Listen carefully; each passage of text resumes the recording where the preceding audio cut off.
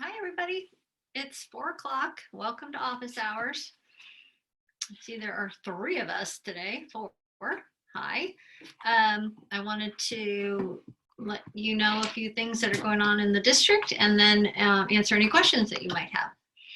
So I will start by talking a little bit about the board meeting this week. So at Tuesday night's board meeting, the board accepted the retirement of Nancy Kaneshiro, which is a very bittersweet moment. Nancy, of course, is a beloved first grade teacher, and we wish her all the best as she moves on into the next phase of her life in her retirement. Mimi Utley, who is Nancy's paraprofessional, has also tendered her retirement notice or resignation. In addition, Bethany Bozeman has informed the district that she is going to go to a school in Belmont Redwood Shores District, south of San Francisco, Ralston Middle School, or Ruston, I think it's only a middle school, and she's going to be an assistant principal there. So very sad to say goodbye to those people, and we wish them all the best. In addition, the board approved the hiring of Wendy Holmes to be the K-8 assistant principal in the district. And Wendy comes to us from Mill Valley School District, where she has been the director for curriculum and instruction for the past 6 or 7 years. And prior to that, she was a principal in the Albany School District, very popular there. So we're very much looking forward to Wendy coming on board. And this board announced their superintendent pick, and her name is Raquel Rose.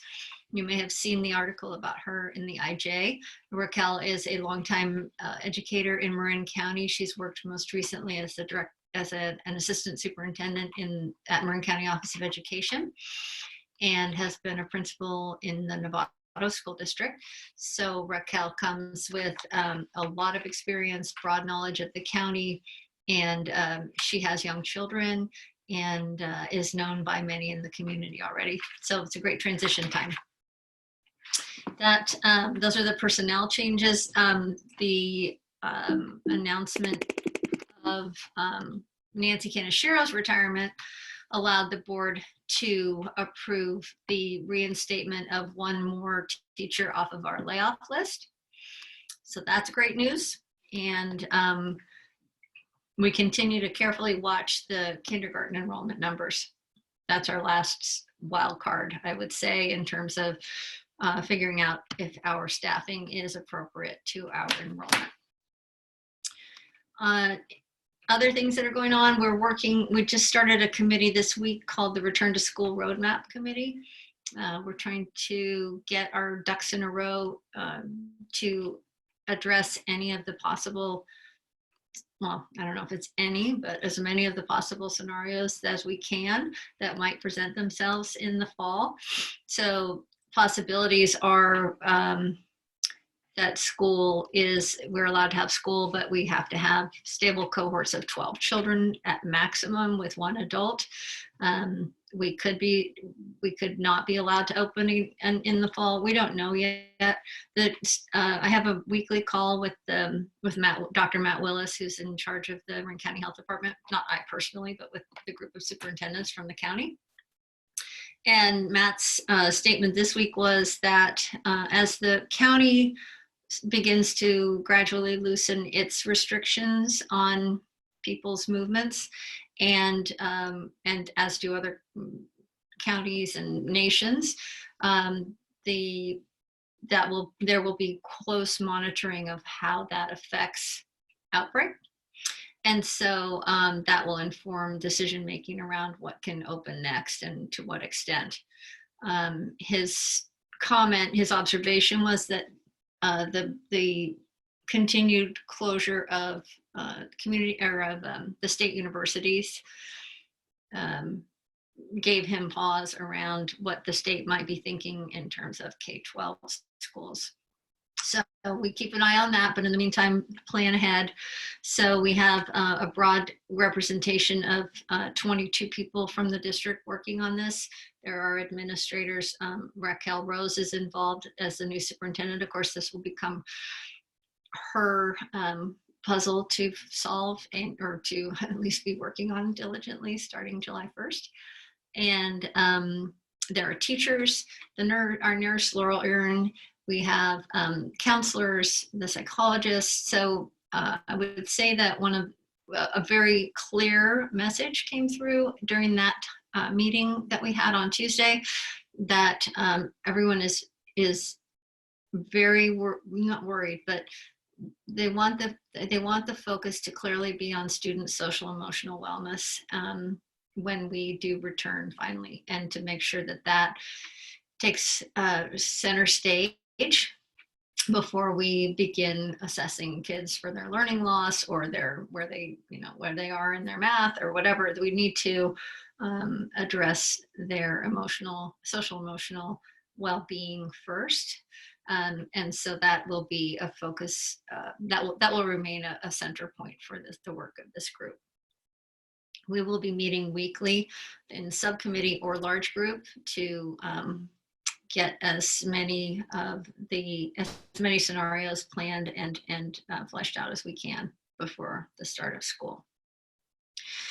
The principals were able to share at this week's board meeting about the graduation and promotion plans that they are involved in, as well as, for instance, Step Up Day for 4th graders to 5th grade, and kindergarten orientation. So more to come on that. We have a few weeks left, but we are trying to create as much celebration as possible in this rather uncelebratory environment. I think that's all I had to share with you for today. Are there any questions? Oh, you just click on raise your hand if you'd like to, for me to open your speaker. I have Dan. Hey there, how are you? Hi, I'm well. How are you? Well, you know, we're all hanging in. Yeah. My question is, are there any plans of changing what we are currently doing to get more teacher involvement in the process of teaching rather than just sending out lesson plans? Well, tell me what your thinking is on that. There is not currently plans for that. So what is what would your request be? Well, I'm listening to my kids and they're like, this is a lot of work to be doing independently. Is there a way that we can take the Kent model where the kids are going to session, having meetings with their teachers, maybe not for a full period, but a period that's broken up so it'd be more like a classroom? 20 minutes of teaching, 20 minutes of activity, 20 minutes of coming together and discussing what they did. Dan, what grade are you talking, one or more children, and what grades? 3rd and 4th, 2 kids. Oh, yeah, okay. I think that we have all, that's very helpful that you got specific about that. Thank you. And I think that Sally and Bethany's on this call for sure, and Sally, so they've heard that as well. And I appreciate the input.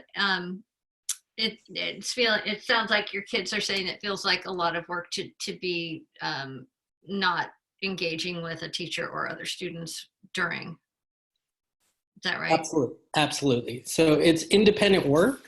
Mm-hmm. Both mom and dad work, so it's very, very trying.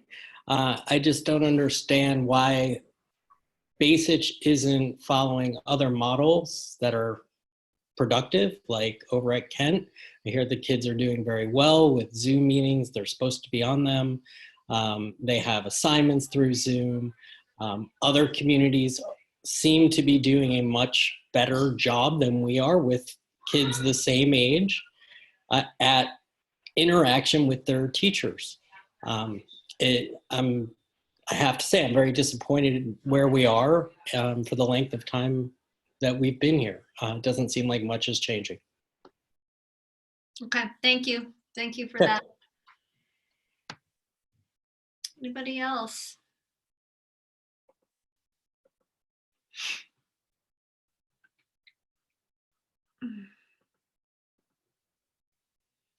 Sally. Hey, Sal. Yes. Hi, Liz. I wanted to respond to Dan, if I might. Yeah, of course. Dan, thank you for your comment. You know, this is something that we have been talking about and making adjustments over the past, well, we've been out for over 8 weeks now. So as soon as we realized that this was going to be an extended period of time, we began making adjustments. And I think that first I want to say that I am in regular contact with my colleagues at other elementary schools. And the model that you're describing at Kent, Dan, we've discussed, you know, inside and out, and learning experts and teachers. And I think many of our parents know that children 5 to 10 years old, they can't meaningfully engage in online learning without considerable parent involvement. And we know that.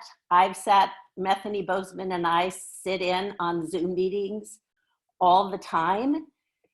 And to have well, first of all, you can never get all of the children if at one time engaging in a lesson. If you've ever watched what happens when you have 24 children on the screen, you don't have everyone paying attention. And oftentimes you don't have a whole class there.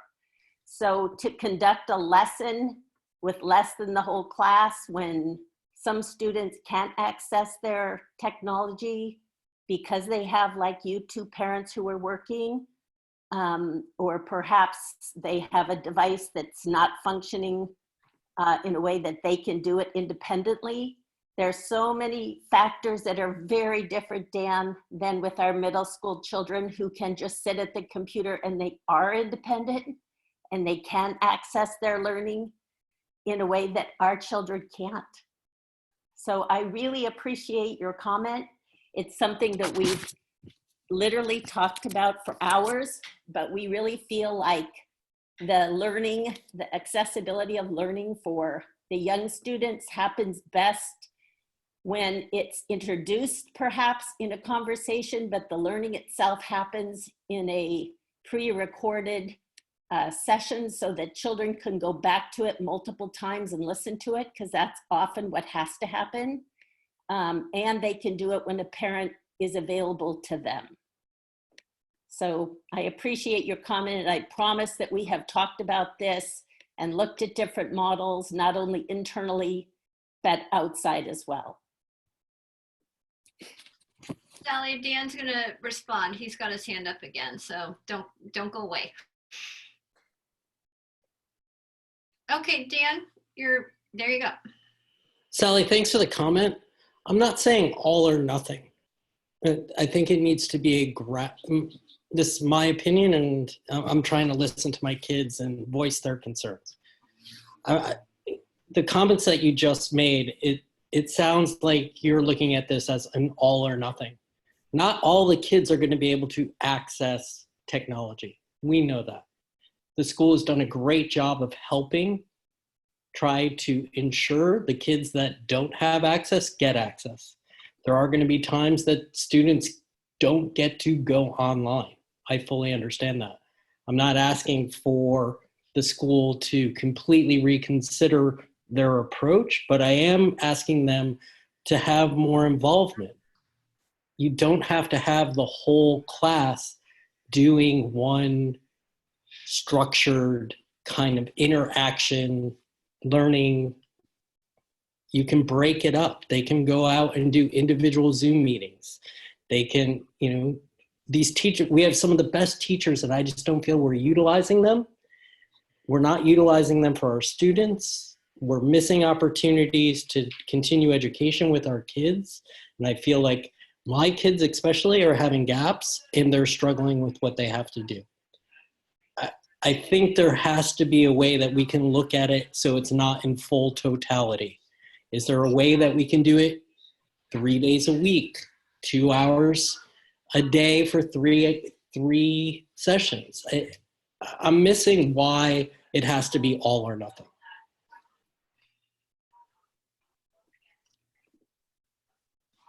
And you guys, I really appreciate you taking the time and having an open forum like this. It's just at the point that we don't know when we're going to open again. If we don't start taking steps to look at where we can improve for our kids at basic level, then I think we're really missing the mark, and our kids are going to be well behind when they should be excelling. Dan, there's in the road to, I keep calling it the road to recovery. That's not it. Return to school roadmap. There is a subcommittee working on the instructions piece. And many of those people are on this call. So I know they're hearing you, and that can become something that they bring to that subcommittee work as well. I don't know, Sally, if you had anything else you wanted to say in response. Yes, I just, can you hear me? Yeah. Yeah, I just want to say that, we continue to look at this. We continue to make improvements so all of our students can be with us and learn. But the truth of the matter is, we know that many of our students are not accessing. I mean, we track it, so we know what's happening with our students, and we recognize, Dan, that this is not like being in the classroom. There's so many things that we can't provide from a distance that we wish we could. But I thank you for your comment. And as Liz said, we're looking at this from a longer lens now, if indeed we don't return. So thank you. For sure. Thank you both. I have Amy. Hi, Amy. Hi, Liz. How are you? I'm great. How are you? Good. My question is that I was wondering, as we go forward, I know one of the big. Uh-oh. Are you there? Sorry. Hi. Amy, I'm sorry. I turned you off for a second. Start over. Oh, no worries. My question is that I know one of the things that you said with live learning was that there's too many people that can't access it or that aren't accessing it. And I'm just curious, as we move forward into potentially a whole nother year of this, is at the basic level, will there be any accountability for attendance? Oh, that's a great question. So we're waiting to hear from the state legislature actually on what they're going to do about attendance. And so there's two parts to that. Many districts are funded on their attendance, not on their enrollment. They're looking at changing that model. And then if they do that, there won't be attendance accountability, although there are civil liberties groups that are fighting against that very hard, because it's that some places would basically just let kids, drift off into the ether and never know where they are. Right. So we'll wait on that. We don't make independent decisions based around attendance. That comes from the state guidance. Right, because I also, as you know, I'm a fan of, increased live learning, but I understand the constraints, and it's interesting being part of these conversations, how for everyone that's on one side, I know you guys struggle with someone else being on the other side, that there is a counter argument. But I'm just curious, if you did have people held accountable, if that would be open the pathway to increase live learning, because there would actually be sort of motivation or accountability in attending.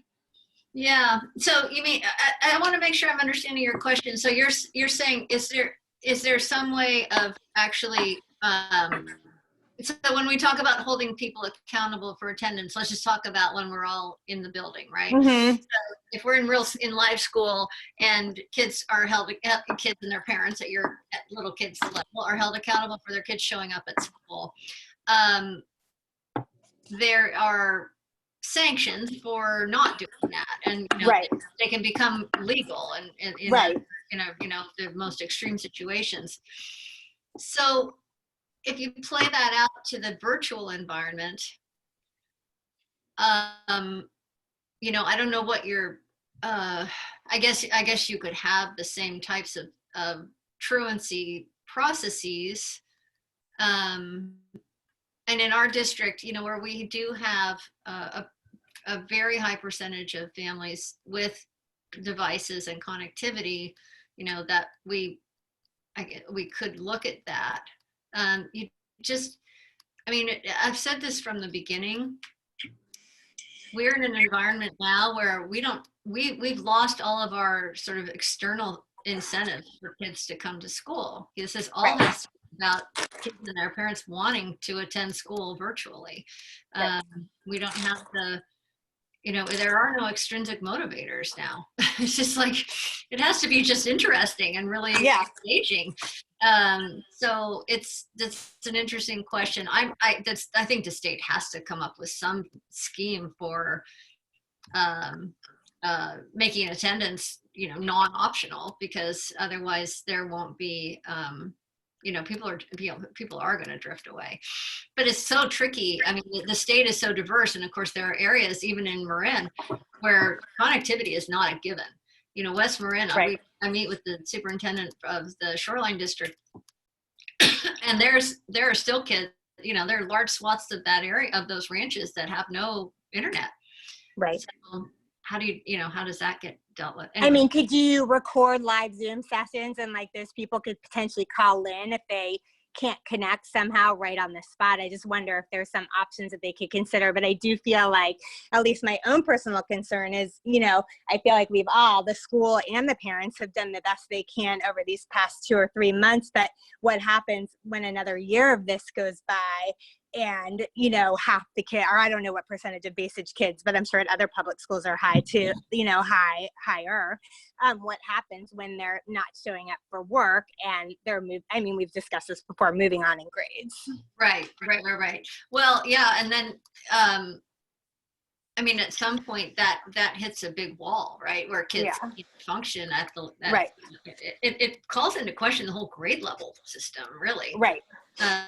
You know, versus a mastery system, which that conversation has been sort of on the fringe for a long time, and not in all places. In many places it's become mainstream, but you know, do you go from a promotion by grade level and age to something more mastery based? I don't know.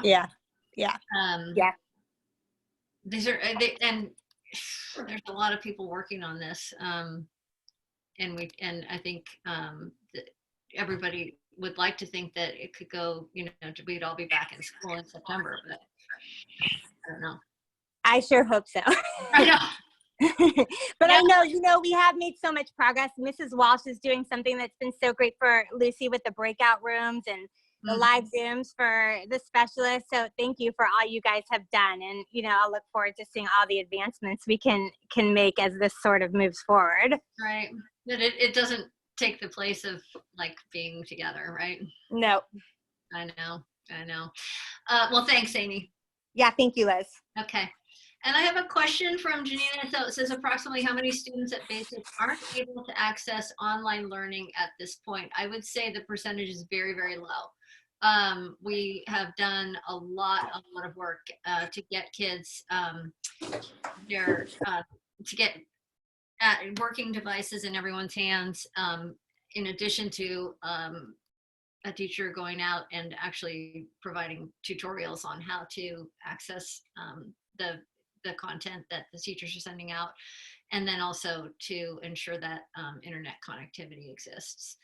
So I would say that it's not, the percentage is very low of people who don't have any connectivity. And then the next question is, has Marianne Spitzer started working with Sally yet? Does she have any ideas about how next year should look with distance learning? So Marianne is currently a principal in Sonoma, and she is up to her neck in alligators as well around, you know, getting distance learning to middle schoolers. And so I'm sure she has a lot of ideas, and I don't think that she's had a lot of time, nor has Sally, to interact yet, but they will. That's definitely, transition is a big topic. And Sally, go. There you are. Sally, you're Marianne, just so everybody is aware, Marianne and I have been in touch with each other, and we've set up a couple times that she's going to just say hello to the Base-Itch staff, and then we will begin our transition officially as soon as her school wraps up on June 4th. But she is up to her neck in alligators like we all are. So yes. Sure. And lastly, I just wanted to respond to Amy's question about attendance. And, you know, this goes back to what Dan and I were talking about a moment ago, in that, you know, we can ask our 5th to 8th graders to be responsible for checking in with their teachers every day. And actually, the Kent teachers do monitor attendance that way, because the children check in with their teacher and on their devices. It is harder for us to hold our students responsible with attendance, because it's so dependent on when their parents are available to be with them on their devices. And so we are monitoring participation and engagement of our students through their Seesaw logins, their Zoom participation, as well as tracking progress through the apps like Zearn and Core5, those that we can track their daily progress in. But we don't have day-to-day attendance happening because it really isn't our students' fault when they can't access technology.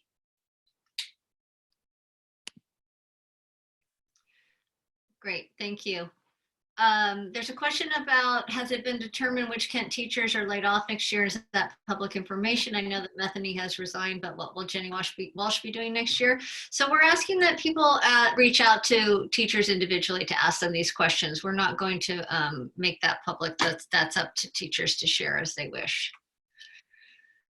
Okay, let's see. I'm going to Elisa. Hang on, let me just take that out. Okay. Hi, Elisa. Can you unmute yourself? Or do I need to do that? Okay, maybe I need to do that. Oh, there you go. That work? There Hi, we go. everyone. Hi. I have 3 questions. My first question is, you've been saying that when we come back in the fall, the district will assess each student to find out sort of what the student has or has not gained throughout the year. And I'm wondering, what assessments are you going to use to make that decision? Or those decisions? Because I guess for ELA and math and everything else, it'll be different. Right, so if I've said that with some note of certainty in my voice, that was not meant to be. That will come, those decisions will be made out of the roadmap committee and the instruction committee most particularly. So they're still working on all, they've just started. We just met for the first time this week. Okay, great. Thank you. My second question is somewhat similar. We've been talking at the board meetings about the Math AR, which specifically says that for a student to be placed into the 7+ class, the student will have to have a certain grade, and they rely on CASP scores as well for the 8+, for 7+, not 8. So I was just wondering how that will work out. Yeah, I don't know the answer to that, but I'm going to ask Grant to weigh in on what he knows about it. Hang on 1 second. Thank you. Grant, you are on. Hello, Liz. Hello, Lisa. Hi. So I just, I can't speak into every last detail of the adjustments that have been made, but I can speak generally to how our process has gone so far. So as in a typical year, we've invited any 6th grade math student who would like to take an assessment to be placed into our accelerated pathway Math 7+. And we had a number of students and families sign up for that opportunity. So our 6th grade math teachers administered those assessments remotely for the first time. Oh, great. and just moved those assessments into a digital format, which is something that we were cautious about, but the team came up with a great strategy of actually having students take those tests via Zoom, so that the teachers could observe the test taking in a sense. They could still proctor in some fashion. So those test results came in for the same measures. So the two other considerations that are different this year is the fact that there is not a CAST score to consider. There are still unit tests from the full duration of the sixth grade a year up until the point in which school closure happened. And so there has been some adjustment into that qualifying criteria because of the CAST and the fact that there are not going to be the same type of traditional grades. The teachers feel that they have consistently applied the same criteria in determining eligibility for that class. And I'm feeling confident that given the adjustments that we had to make with relative expedience, that we have done so with the same level of accuracy that we have in previous years. That's great. Thank you. And I assume it's. And I guess the I same would just follow up with that to say that, as always, any questions from individual parents about the results of that process, when it is in fact shared with families, can be directed to both me and the student's current math teacher. Okay. Was that also for 8+? Same idea? So for the algebra class, typically it would be the majority of students that are currently in Math 7+, although we do offer a bridge assessment.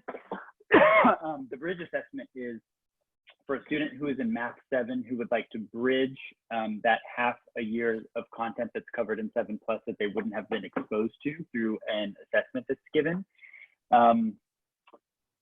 I believe I may have to get back to you on that one, Elisa. I know that that opportunity is still offered, but I'm not off the top of my head remembering exactly our timeline for that. But our intention is not to change that opportunity for students who are looking for that jump from Math 7 to algebra.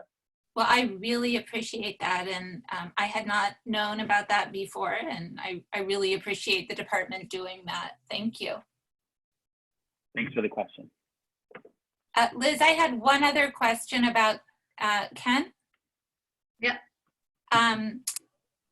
I saw at the last board meeting the student ratios that the board is anticipating, or the school is anticipating for K through 4, but I wasn't sure what the student ratio for 5 through 8 at Kent will be for non-PE classes. It's not, I just couldn't find it anywhere. Yeah, it's been, I think I presented it a couple of board meetings ago. It's so it's in the 25 to 30 range. Each one is somewhere in there. Okay. Is that published anywhere that parents could go look at it? I'm trying to think of if that was something that was, so one of the things to know is that the board sets a maximum class size for Kent every year by its March 4th meeting. And they did that this year, and that was set at 30. So that leaves the flexibility around what, what we need to do between now and the start of school. So that's your cap, as you say, other than there is some flexibility in PE. But I'm trying to think if Grant, do you have a better sense of, you've been working on schedule, I know, do you have a better sense of what those numbers look like for 5 through 8? I think 5th is 25. I think we've been landing on 25 for 5th grade.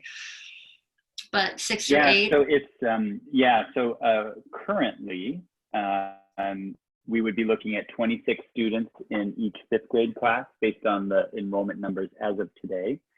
In 6th, 7th, and 8th grade, it starts to vary a little bit more, but I would just echo what Liz said, that it would typically be between 25 and 30 students. 30 was the number that the board landed on as a number that we are really trying to not go above as you look at averages across sections. And so as we flesh out a couple of different scheduling scenarios that we've come up, we're below that 30 number. Okay. I'll hold my other questions in case more people have questions. Thanks. Okay.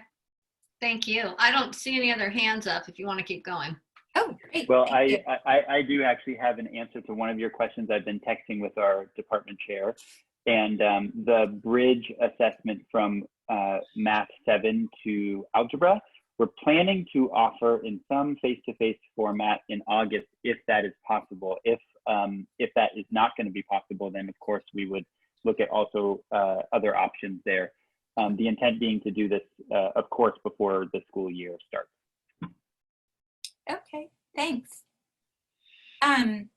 Related to that class size issue at Kent, I am aware that the budget has cut 4 para positions, and I'm just wondering at which campus those cuts will be.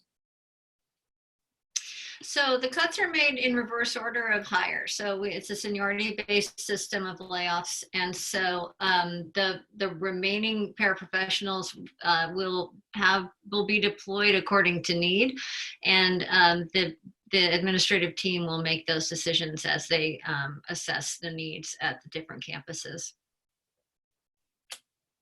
Okay. I guess that.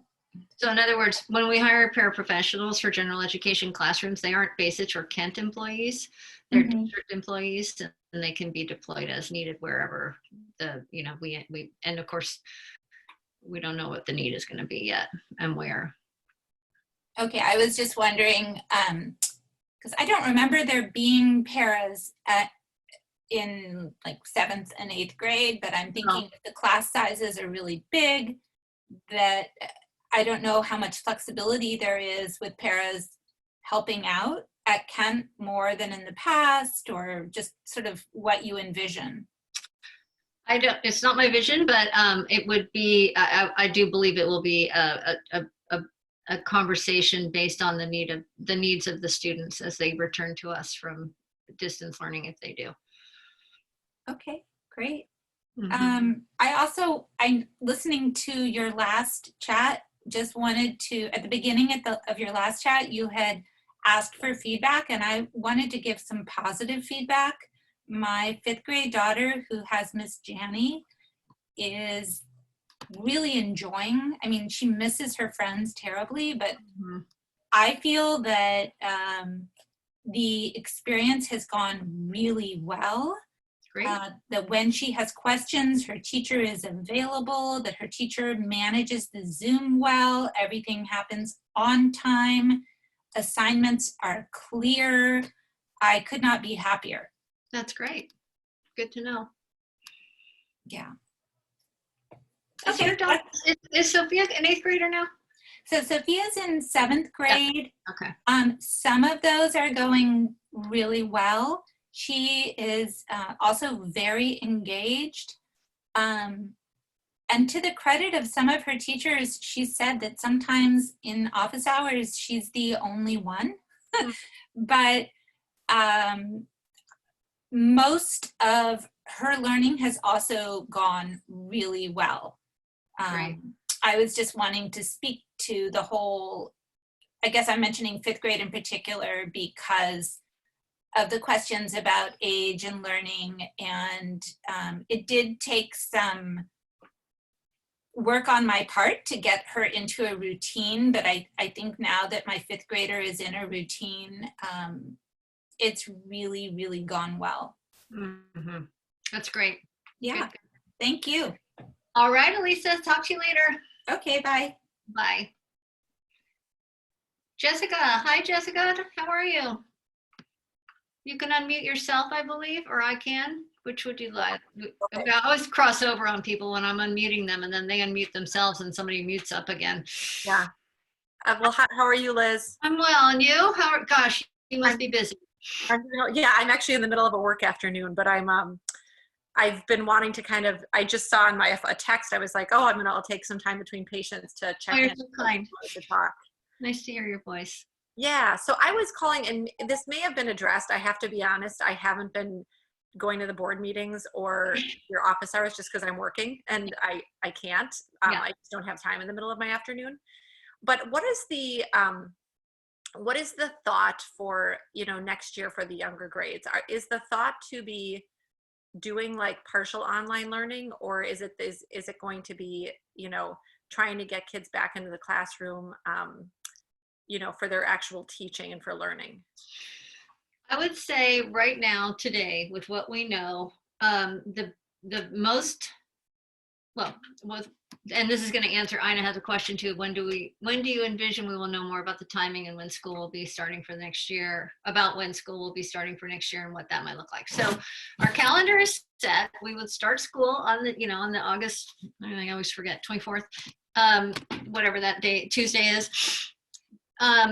And I think the best we can hope for right now is that we'll have that we would be allowed to have stable cohorts of 12 children with one adult being in a classroom at one time. And so Jessica, I'm going to just sketch out a potential scenario that I'm not saying this is how it would be, but this is how it could work. You would have, let's just say we have a class of 24. We'd have half the class come to school Monday and Tuesday. Wednesday, nobody comes to school because we're disinfecting. Thursday and Friday, the other half of the class comes to school. And in the time when you're not at school, so 3 days that your child's not at school, there would be distance learning. So whether that's a live feed of the teacher teaching in the classroom to the other half of the class that's, that you can pipe into your computer or TV or whatever. Wednesdays would be probably the kind of thing that we're having now, where there's a lesson plan but not direct instruction. And then Saturdays we would do another deep cleaning. So that's a possibility. I'm not getting from yes, Amy, there are all kinds of things she's asking, will they do temperature checks upon entry? Those kinds of restrictions have not been delineated, but I would anticipate that temperature checks would be yes, something that would have to happen. That's happening at the pop-up childcares now. So this model of the stable cohort of 12 comes from these pop-up childcares that have been in operation the entire time that we've been out of school, including one at Basich. And that's been for children of people who work in essential industry like healthcare. So they're using that as their model. And that, as far as, Dr. Matt Willis has stayed really consistent on the 12. And it's not coming personally from him, but nobody has budged on that number. That works pretty well for younger grades. You can make it work. When you get into departmentalized instruction at the middle and high school level, it gets super tricky. And people are very, trying to wrap their heads around that. But, I think that is your least restrictive. And then, of course, most restrictive would be that we aren't back at all yet. Okay. Are you hearing can you say what you're hearing from the healthcare side? Yeah, there's, I don't know that I've heard, of course there's Newsom who wants us to all back to school in July. I think I've been trying to kind of also pull back a little bit, and not be as verbal. I've been trying to just kind of go with the flow and just, because I know it's been pressure for the teachers, it's pressure for everyone. I don't want to be someone who, comes out and waves my hand and I don't like this and whatever, but I just have to tout my concerns. And I'm coming from kids in the younger grade. I have a kindergartner and a second grader. And I heard the other mom say, it's going well in 5th grade. And I feel like, distance learning and online learning, I think, is pretty age dependent. Mm-hmm. As far as how well kids are able to take in the information, how well they can kind of sit and absorb it.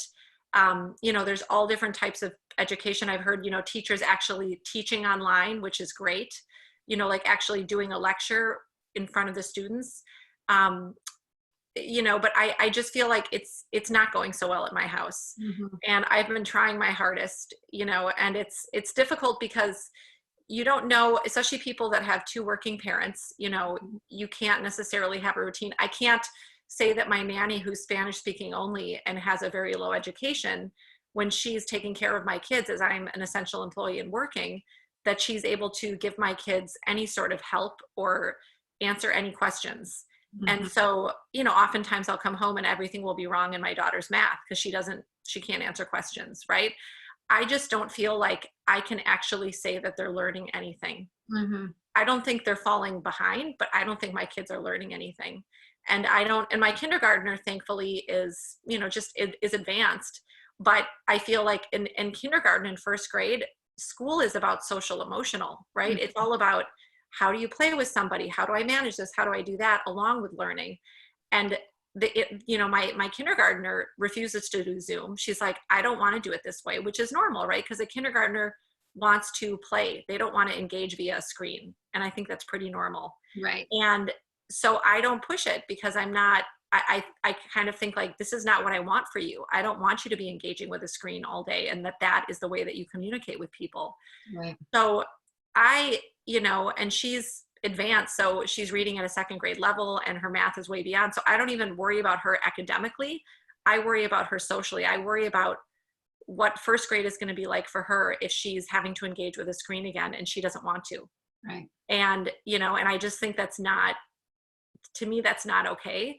And my second grader in math used to love, you know, like was really loving math this year. And now she has a total aversion. Like she hates it. She calls it terrible minds. She, the person, they have this random guy up there that they watch that's super boring, that doesn't engage the kids at all. And she hates it. And she's developed an aversion to math. And I don't think that if it stopped at this year, it'd be fine. But if it proceeds into next year with online distance learning, I don't foresee that, I just don't foresee that my kids will actually learn anything. And I think I just want you to kind of hear a different side of it, you know, and this is me trying my hardest, and this is me, you know, trying to stay positive, you know, expanded mind thinking and all this kind of stuff. But, you know, I just don't think she's taking anything in for math and actually learning anything.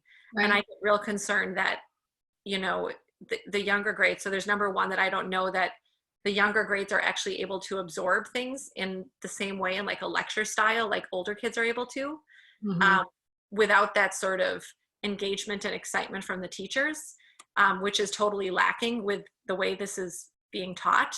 And I'm not putting anyone down. I'm just saying, like, I just don't, I don't, you know, and I also just get really concerned about the social emotional aspect, which is huge in the younger grades. Right. And I feel like that really worries me. And it's, yeah. Yeah.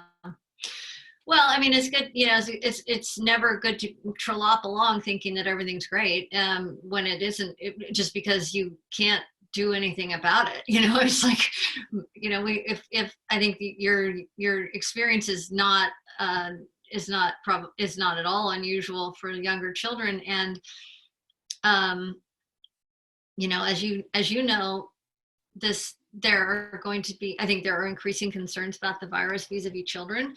And, you know, I don't know that there aren't people who are going to say, my kid's not coming back to school till there's a vaccine. And I don't know, you know, society could say that at some point, I have no idea. But we have, you know, if we are forced to be, so it's not a local decision, as you know. Yeah, totally. is our guide on this. Right. So if what I like about what you've said is that if we are forced to stay home, you know, to do school remotely for any more amount of time, even if it's partially, you know, 3 days, not 5, it sounds like we have work to do in the engagement of our younger kids. And how do we do that, you know, not digitally? I don't know. But thank you for the honest feedback. I appreciate it. Yeah. Okay. Thank you so much. And yeah, I'm going to have to step out because I have to go back and see patients, but I wanted to at least just kind of put in my feelings about what's happening, and hoping that we can at least somehow, you know, every age group has its concern, but that we can sort of really consider the social emotional aspect of the younger kids. And like I said, just the how distance learning is working on a developmental level and per grade, you know, and Yeah. how much time we need, and in the classroom. Yeah. All right. Thanks, Jessica. Thanks for everything you're doing. Bye. Bye. Okay. Siobhan? Hi. Hello. Hi, Siobhan. Oh, hi.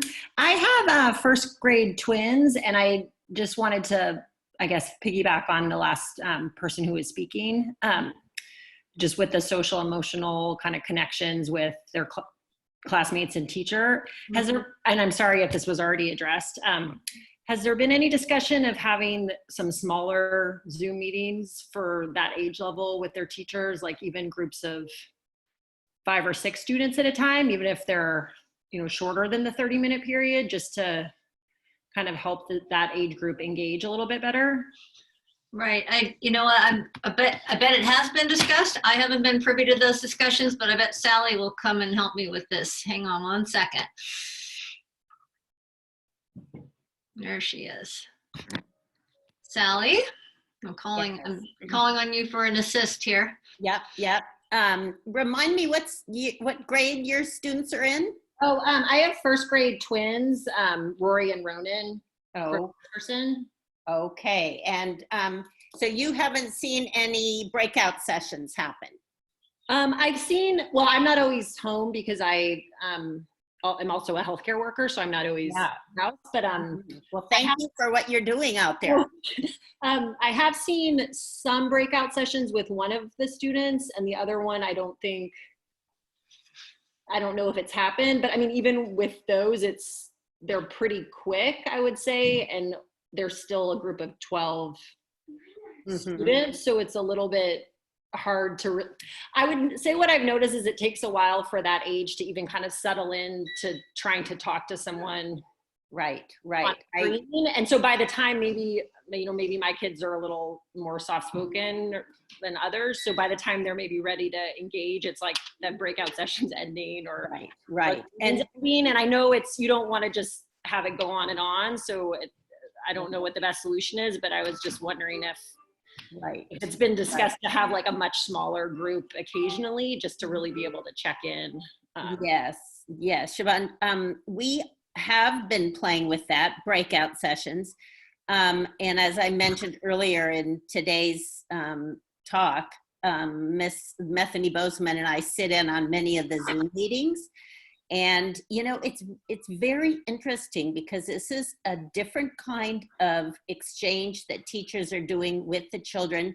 And to be honest, if you watch a Zoom meeting, you'll notice that many of the children don't know how to do this. They don't know how to exchange verbally, and they're lying on the floor and they're, you know, playing with their dog, and they get up and they leave the session. And it you know, this is not a fault of our children. This is a whole new learning platform that they are not familiar with, and they don't know how to do this. So, you know, as if we look into this as a longer term way of doing education, you know, we're going to have to talk as educators about how to, I want to say better engage, although, you know, we've got attention spans that can be pretty short.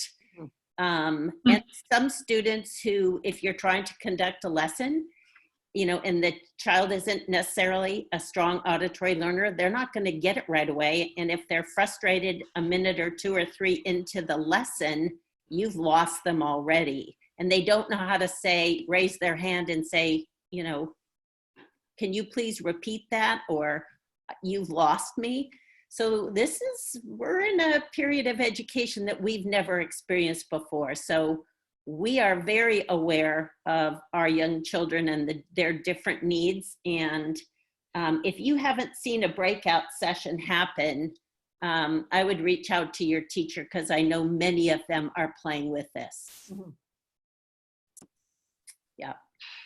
Yeah, but I think just like for adults, the larger the group is in any kind of meeting, the easier it is to kind of disengage and be really distracted. But if you are in a smaller group, you usually feel more pressure to stay focused, if that makes sense. So that was another reason I thought that could be helpful for that age group. Yeah, yeah, and we're experimenting with it. Okay, great. Thank you. Thank you. Sally, just to be clear, are you saying you're not supposed to lie on the floor during Zoom sessions? I sat in on a second grade Zoom session yesterday with 46 of them. And at one point I had to take a picture of the screen because they were all in various positions. It was, I love it. Oh my goodness. So can everybody see the chat? I think everybody, maybe not. Okay, so I've got a couple things. One is there anything like Sesame Street for kindergarten and first grade? I'm not sure what that means, so I'm going to ask Elisa to elaborate. And we've got about 5 minutes, so let me go through all the questions first, and then Elisa, I'll let you have the last word. My kids are playing in the background, so I don't want to speak, but given all the learning differences, would we rethink the idea of a balanced classroom when kids can only be in school a limited time a week? I think everything's on the table as far as how we set up classes, how we set up those groups of 12. I think that's all of a piece in this conversation. And the last is, I recommend to parents set up Zoom calls with their friends, with the children's friends, I presume that means, like small groups of children to talk. So that's something. Okay, one more, Matt. Okay, Elisa, then we have one more after you. So you can have a minute and then we'll go to Matt and then it's 5 o'clock. So Elisa.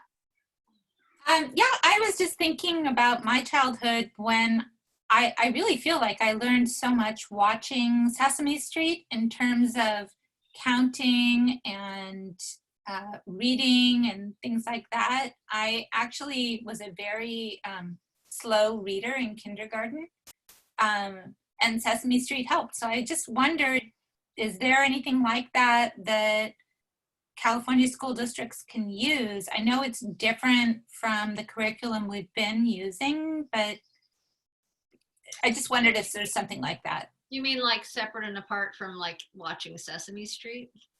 Yeah, like are there similar programs out there that are designed for learning that we could access?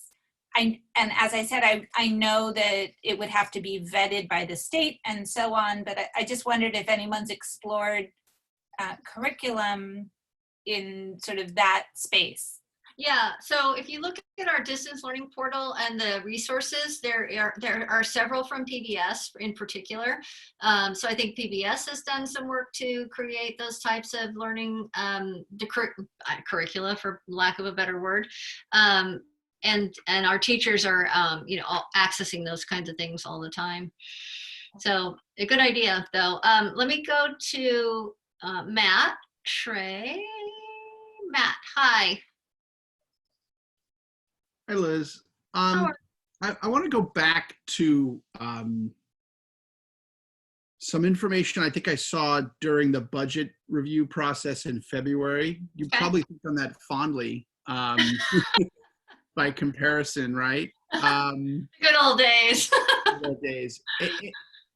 I think I read somewhere, and you could correct me if I have this wrong, because this is definitely not my area of expertise, that contributions from local school districts to the state CalPERS fund had increased fairly significantly year over year. Do I recall that correctly? Oh yeah. So we have two retirement funds that we pay into. One is called CalSTRS, and that's the teachers' retirement, state teacher retirement system, and the other is CalPERS, which is the larger public employee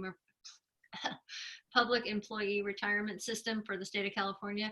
Our involvement is much larger in STRS than PERS because our certificated ranks, our teaching ranks is much higher than PERS and then our classified ranks, which pay into PERS. But both of those systems have, yes, we are required to pay into them by the state. So the STRS, I know most about, is funded by three things: the state, the districts, the local districts, and the employees. So employees pay 8% of their payroll, their salary into their retirement fund, and the contributions from school districts have increased from 8% to 18% in the past 10 years. And who determines the amount that's contributed from a local school district to the state fund on a year-by-year basis? The STRS board. It's a board that I think is appointed by the governor. I'm not really sure, but there's a governing board for CalSTRS that sets rates based on its needs. So it's a defined benefit program, not a defined contribution program, which is of course part of the problem in terms of its being, it loses money on its investments, and then it's tough to keep up with its obligations. And of course, as with all retirement programs, retirees are we're all living longer, and so we don't make that decision locally. That's decided for us by the state, and in this case, this CalSTRS board. And does the board, as you approach long-term budget planning, contemplate those continued increases as a part of your long-term planning? Oh, yes, absolutely. Okay. And as the impact of COVID on the state's economy and tax revenues, something that the board has contemplated for 2020, 2021 budget? Yes. So our DBO, Kirsten Starziak, has just actually just called me today and said that at least in the May revision, which was just released today, there is relief for districts on the pension obligations, a drop of 2% contributions towards each, which in our case would represent about $190,000 worth of savings, which is significant. But if it has to survive the next 6 weeks before budget is, or not even 6 weeks, I think 4 weeks, they want to have a budget. They want to vote on a budget by June 15th. So that proposal obviously is going to be very popular with the school districts and with our lobbying units, but it'll have to survive the process. Oh, So the CalSTRS board is contemplating that proposal, but hasn't finalized it yet. It is not. So my understanding of the way this works is the CalSTRS board says this is how much we need contributed to keep the fund solvent, and then the legislature decides who pays what into that pot. So what percentage the employee pays, what percentage the employer pays, what percentage the state pays. And so the easing of the 2%, and I'm using, and don't quote me, it's something around 2%, is a budget fix, and it's political, obviously, as all the budget decisions are. But yes, I've been at this now. Well, I've been a superintendent for 10 years here in my former district, and this has been sort of the anvil over the Coyotes' head or the Roadrunners' head ever since I started. And every district is very assiduously taking into account that steady climb in its budgeting. We've been, in Kentfield, we've been very lucky because our property tax increases have kept us ahead of that increase over year. That's not been the case for many, many districts. Yeah, I think that there's been a really long positive business cycle, obviously, and we all reap the rewards in lots and lots of different ways. And COVID is going to have an obvious negative impact on that for an indeterminate period of time. Right. And nobody, I think, is really excited about having to take less or do more with less. And public sector components are less flexible in how they can react to that and are governed by different principles than other areas. So obviously an area I hope we're paying close attention to because it's not going to get better. Not- Glad to hear you guys have it obviously on your radar or something that you're contemplating, because it's somewhat daunting when you look at all the other pressures that local governments are under, Yeah. and how poorly the state of California seems to be able to contemplate a future that doesn't just include ever increasing tax revenues. Mm. Yeah. Well, hopefully the recovery won't be quite as long as the Great Recession, but it is steeper for sure. Yeah. Thanks Thank you. for calling. Thanks, Matt. Okay, a couple more here. We've got Elisa.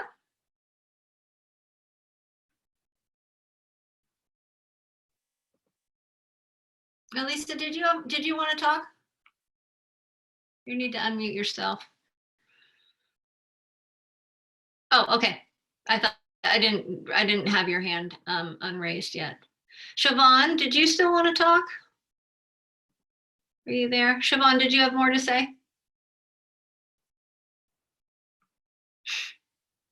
Maybe not. No. Okay. With that, I see no more hands, and I appreciate everybody hanging in. That was a meaty one.